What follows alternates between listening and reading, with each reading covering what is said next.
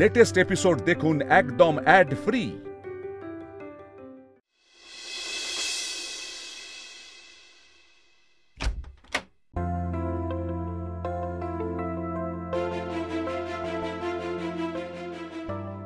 এখন আসার সময় হলো?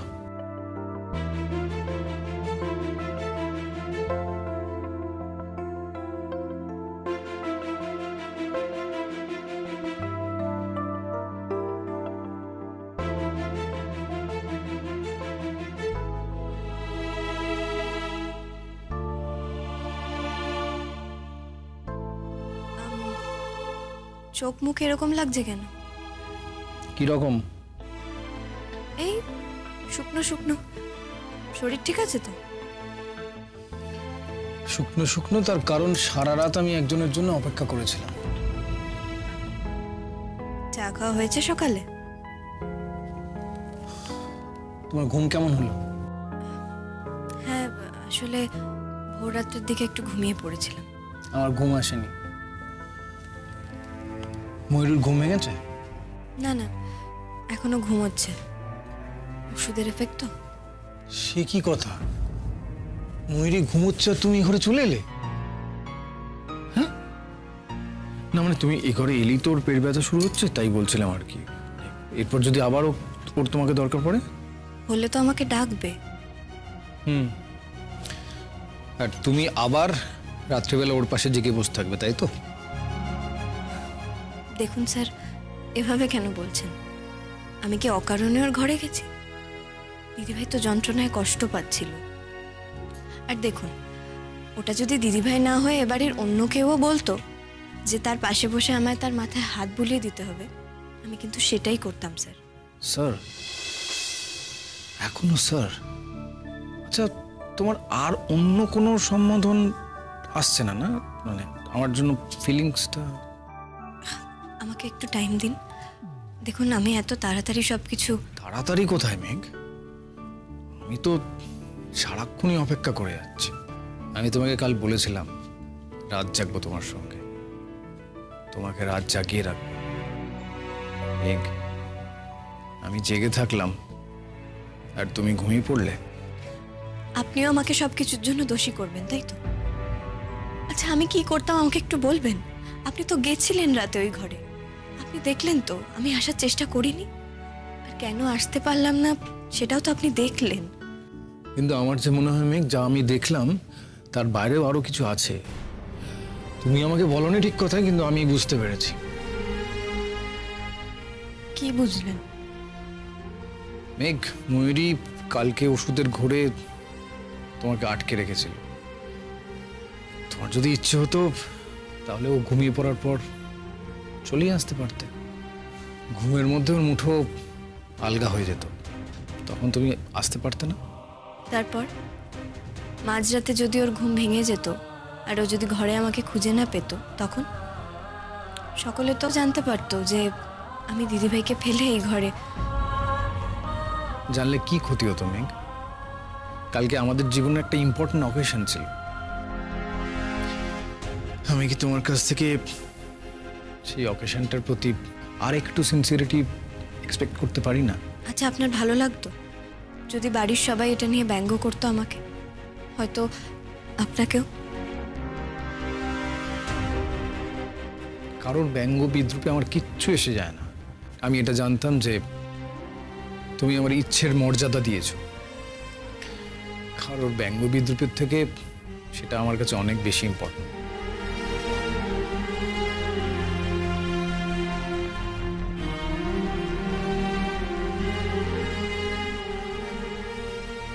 মেঘ, তুমি কি আমাকে এখনো অ্যাকসেপ্ট করতে পারছো না? এখনো অ্যাকসেপ্ট করতে? হ্যাঁ, পারছো না তো। আসলে তুমি তো বিয়েটা করতে চাওনি, তাই হয়তো আমাকে মেনে নিতে পারছো না অ্যাজ ইউর হাজব্যান্ড।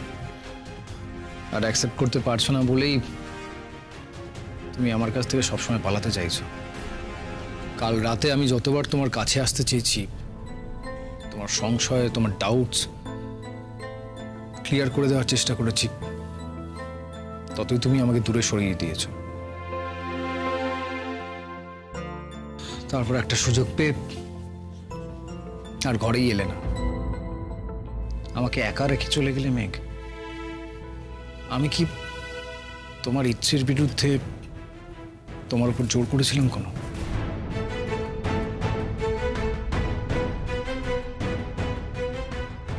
আপনার তাই মনে হয়েছে তো?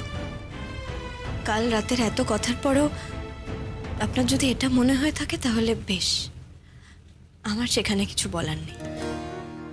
কারণ মনে হওয়াটা আপনার নিজের ফিলিংসের ওপর, সেখানে তো আমি কিছু বলতে পারি না। কিন্তু স্যার, আমার নিজের যদি দুটো কথা বলি আপনাকে, আপনি শুনবেন? বলো। আমার দিদিভাইয়ের একটা বড় অসুখ আছে স্যার, আপনি সেটা জানেন। আমার দিদিভাইয়ের ছোট ছোট শরীর খারাপেও আমি ওর পাশে থাকি, এটা সত্যি। আমার দিদিভাই যখন হসপিটালে ভর্তি ছিল, আপনি গিয়ে দেখেছিলেন আমিও ওখানে ভর্তি আছি। তার একটাই কারণ, আমার দিদিভাই একা থাকতে পারে না স্যার। তাই জন্য ওর ব্লাড দেওয়া হয়ে যাওয়ার পরেও আমাকে ওর সাথে থাকতে হয়। আর সেই জন্যই আমি আমার ইউনিভার্সিটির প্রথম দিনটাও মিস করে গেছিলাম। আর এখানে এই বাড়িতে আমি ছাড়া ওর নিজের বলতে তো আর কেউ নেই। ওর সমস্যাগুলো তো ডিটেলে আমিই জানি। হ্যাঁ, আমি জানি আমার দিদিভাইয়ের বাড়ির সকলের কাছে খুবই কাছের, কিন্তু আপনারা কেউ তো সুবিধে অসুবিধে এগুলো ডিটেলে জানেন না। কাজেই স্যার, আমাকে ওর পাশে থাকতে হতো কাল। আর মা যদি জেনে যায় আমি ওকে রেখে ওই ঘরে, মা খুব দুঃখ পেত, খুব রেগে যেত স্যার। আমার অসুস্থ দিদিভাইকে আমার ছেড়ে আসা সম্ভব হয়, হয়তো হবেও না কোনোদিন। বুঝলাম। আর তোমার দ্বিতীয় কথাটা?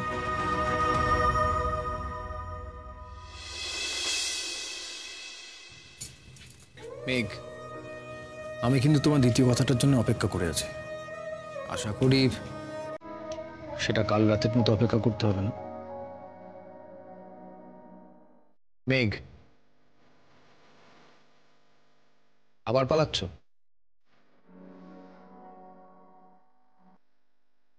কালকের রাতটা তো আমাদের জীবনে একসঙ্গে থাকার শেষ রাত ছিল না। আমার তো মনে হয়নি সবকিছু ফুরিয়ে গেছে।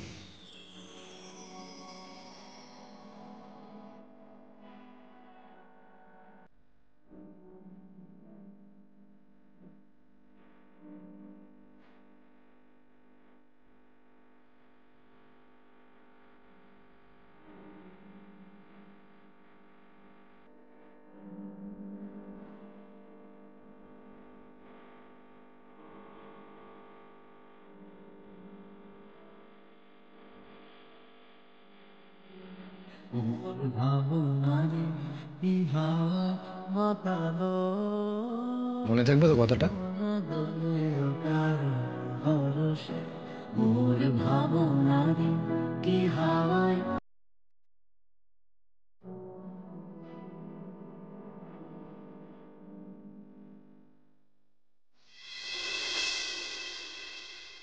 এটা কিন্তু তোমরা খুব খারাপ করলে। কাল রাত্রে এত কিছু হলো, এত কিছু, আমাকে কেউ ডাকলে না, পর্যন্ত কেউ কিছু বললে না। আচ্ছা, তোকে যদি ডাকা হতো তুই কি করতিস বলতো ছোটদা ভাই? ডাক্তারি? এই বোকার মতো হাসবি না একদম। তোরা কি করছিলি ওখানে? ডাক্তারি করছিলি? আরে তোকে ডাকা হতো, তোকে ঠিকই ডাকা হতো। যদি রাত্রিবেলা বাইরে বেরিয়ে কোনো ওষুধ আনার দরকার পড়তো, তোকে নিশ্চয়ই ডাকা হতো, বিশ্বাস কর। বাহ, ওয়ান্ডারফুল। সেই বেলায় আমি? কেন তোরা নয় কেন?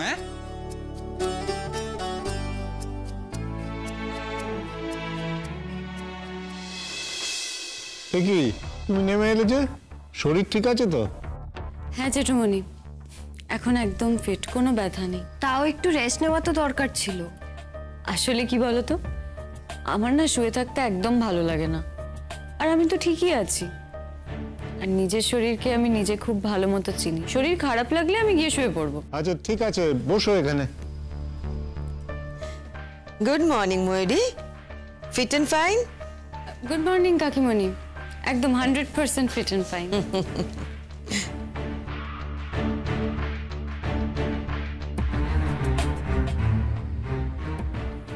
চমৎকার। মেঘ এখনো নামেনি, নীলনি। আশ্চর্য, অদ্ভুত হ্যাংলামি করছে তো এরা, বিরক্তিকর। ময়ূরীদি, একজন কিন্তু আমাদের উপর রেগে আছে বুঝলে, কাল রাতে তাকে ডাকা হয়নি বলে। আমি তোমাদের সব কথাই শুনেছি। এটা কি হচ্ছে? কেন লালবাবুর তোমরা এরকম ভাবে লেগ পুল করছো? Very bad. এই তোমার বলার মধ্যে না কিরকম একটা লেগপুল গন্ধ আছে জানো তো।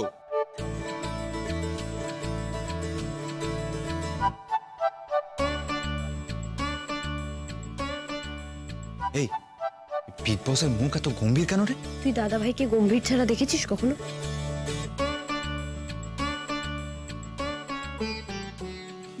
কিছু বলছিলিস? না তো।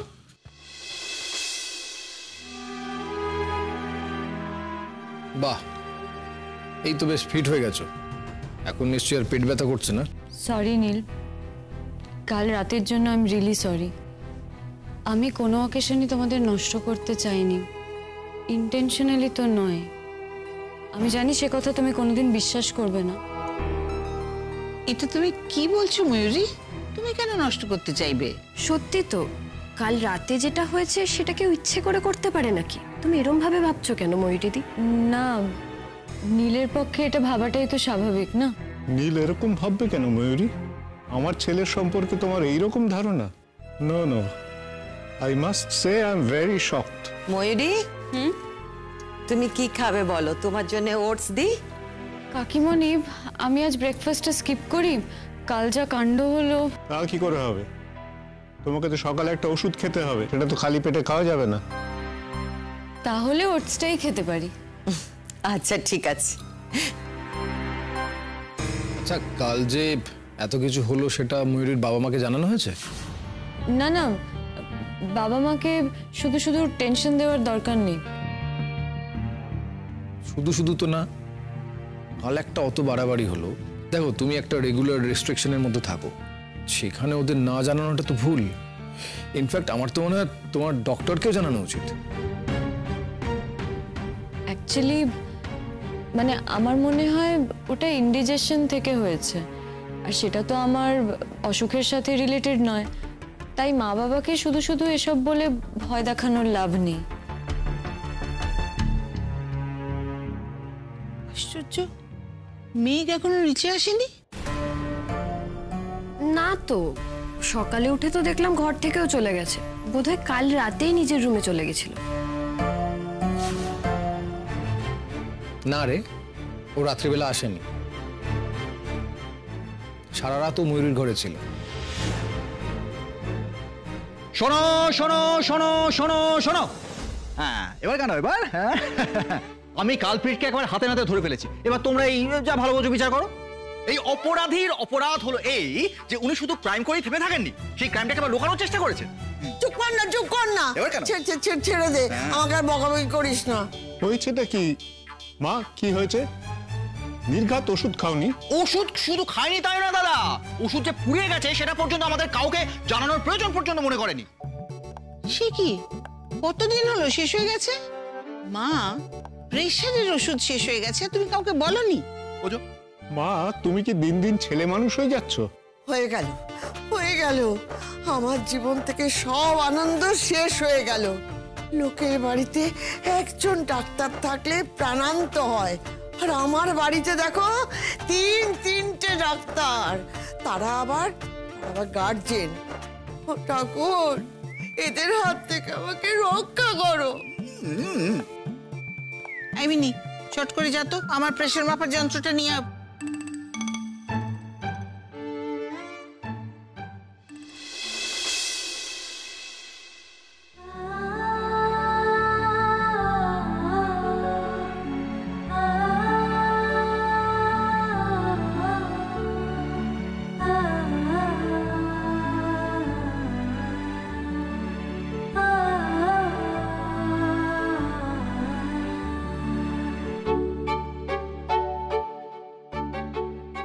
এই যে এখানে ঠিক করে বসো, তোমার প্রেশারটা মাপবো।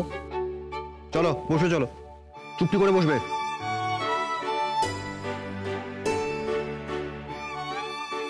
আর আমাদের বাড়িতে সকলে একটু সকাল সকাল তাড়াতাড়ি ওঠে। আমি ভেবেছিলাম নীল তোমাকে কথাটা বলে দিয়েছে। আসলে সকালে আমরা বেরোই তো, অবশ্য এমন কোনো নিয়ম নেই যে তোমাকেও তাই বলে সকাল সকাল উঠতে হবে। তুমি তোমার নিজের সময় উঠতেই পারো, কেউ তোমায় কিছু বলবে না। নাচবো? অমন মুখ করে দাঁড়িয়ে থাকলে চলবে? তুই এদিকে আয়, ওদের হাত থেকে আমাকে বাঁচা। দেখতেই তো পাচ্ছিস, 3 জন ডাক্তার মিলে একজন পেশেন্টকে পেয়ে কি কাণ্ডই না করছে। আমি কিন্তু সব শুনেছি ঠাম্মি, তুমি মোটেই ঠিক কাজ করনি। মা, তুইও আমাকে বকবি? বকা খাওয়ার মতন কাজই তুমি করেছো। আর কতদিন এই ওষুধ না খাওয়ার ব্যাপার চলছে শুনি?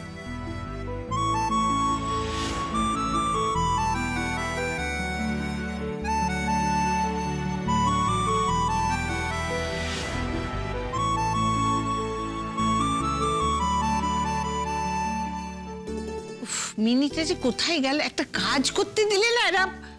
বেশ হয়েছে, আমাদের গার্জেনই তো তোমার পছন্দ হয় না। এবার তোমার সেলফ অ্যাপয়েন্টেড গার্জেনের প্রশ্নের উত্তর দাও। পরশু থেকে। ও নাচবো, তুই ওরকম করে দাঁড়িয়ে আছিস কেন? পাশে এসে বস, আমি দেখি তোকে কেমন দেখতে লাগছে।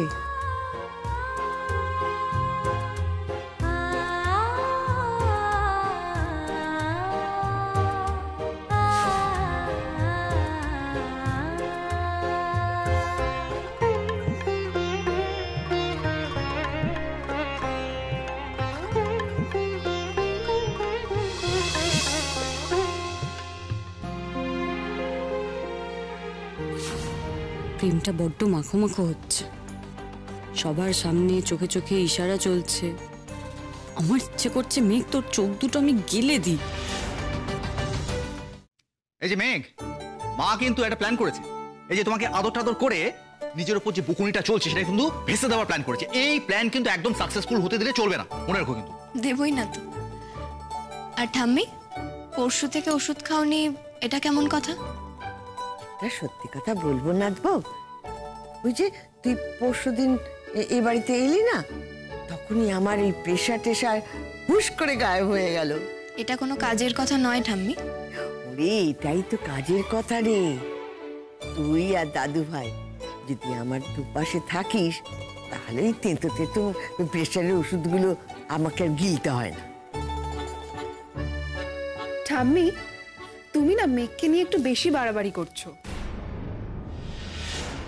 বাড়াবাড়ি কিছু তোমরাও কম করছো না। এত বলা সত্ত্বেও মেঘকে তোমরা বৌদি বলে উঠতে পারছো না? এটুকু বুঝতে পারছো না? ওকে অসম্মান করলে তোমরা তোমাদের বড় দাদাকেও অসম্মান করছো। আচ্ছা ঠিক আছে ঠাম্মি, তুমি না বৌদিকে নিয়ে একটু বেশি বাড়াবাড়ি করছো। ও মা, করবই তো। আমার দাদু ভাইয়ের বউকে নিয়ে বাড়াবাড়ি করব না তো কাকে নিয়ে করব শুনি?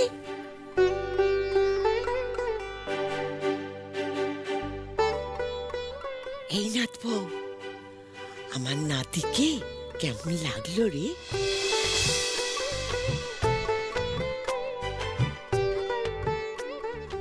রে, জানি জানি গোটা রাত তোরা একসঙ্গে থাকতে পারিস না, কিন্তু অনেকটা সময় তো ছিলিস। বাজিটা যে দেখে নিয়েছিস তো। ঠাম্মি, মা তোমার প্রেশারটা দেখে নিক, আমি 1 মিনিট আসছি। হ্যাঁ, দেখ দেখ আমার কপাল দেখ, আমার গার্ডিয়ান আমাকে ফেলে পালালো। বাহ, তুমি তোমার নতুন গার্জেনকে পেয়ে আমাকে ভুললে তো? আচ্ছা, অনেক কথা হয়েছে, এবারে একটু চুপ করে বসো।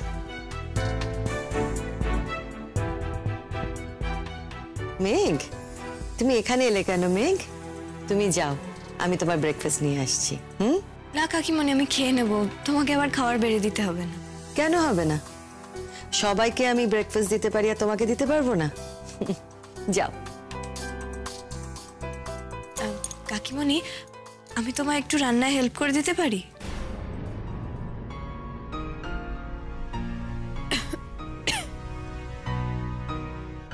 হেল্প করবে?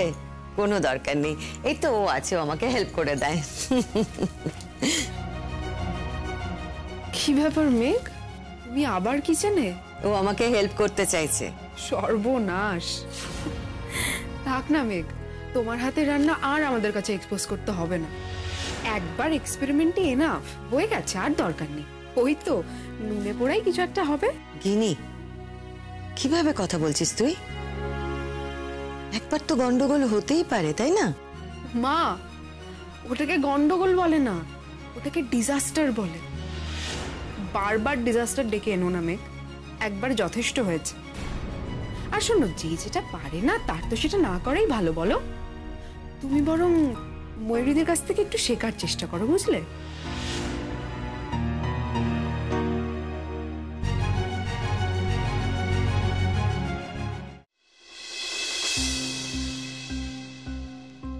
প্রেশার একটু হাইয়ের দিকেই আছে। আমি হাসপাতালে গিয়ে তোমায় ওষুধ পাঠিয়ে দিচ্ছি। আরে হবেই তো প্রেশার হাই, এখনই প্রেশারের ওষুধ খাচ্ছেন না, তারপর আবার নাকি কয়েকদিন ভালো করে ঘুমও হয়নি। আশ্চর্য, এটাও বলেননি আমাদের? নাকি ভাবছিলেন আর বউয়ের মুখের দিকে তাকিয়ে তাকিয়ে তোমার ঘুম আপনি চলে আসবে? মা, তুমি জানো তো যে তোমাকে হুটহাট করে ঘুমের ওষুধ দেওয়া যাবে না, আর তোমার প্রেশার যদি ফ্লাকচুয়েট করে তাহলে ঘুমের সমস্যা হবে। তাও তুমি এভাবে ওষুধ না খেয়ে থাকলে না। এবারে আমি দেখছি তোমার জন্য আমাকে একটা আলাদা লোক রাখতে হবে। জানিস দাদু ভাই, আজ নিঘাত বকুনি খাওয়ার লগ্ন আছে রে। ও বৌদি, আরো ডেঞ্জারাস ব্যাপার কি জানো? মা আমাকে বলছিল যে দাদা যে ঘুমের ওষুধটা খায় সেটা ওনাকে দিতে। সর্বনাশ, খাওনি তো ঘুমের ওষুধ কোথাও থেকে নিয়ে? পেলাম কই যে খাবো? পাওনি তাই সোজা হয়ে বসে আছো। ওই ওষুধ তুমি খেলে আর দেখতে হতো না এতক্ষণে হসপিটালে।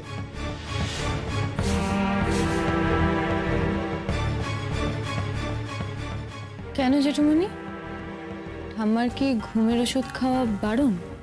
মার একটা কার্ডিয়াক প্রবলেম আছে, অত হাই ডোজের ঘুমের ওষুধ মার কাছে বিষবৎ, কাণ্ড ঘটে যাবে খেলে। তাহলে আমাকে একটা অন্য ঘুমের ওষুধ দে। এখন না, আগে প্রেশারটা ঠিক হোক, তারপর দেখছি। ওহো, ভালো কথা মনে পড়েছে, আমার ঘুমের ওষুধও তো শেষ, ওটাও তাহলে ওই মায়ের ওষুধের সঙ্গে পাঠিয়ে দেবো।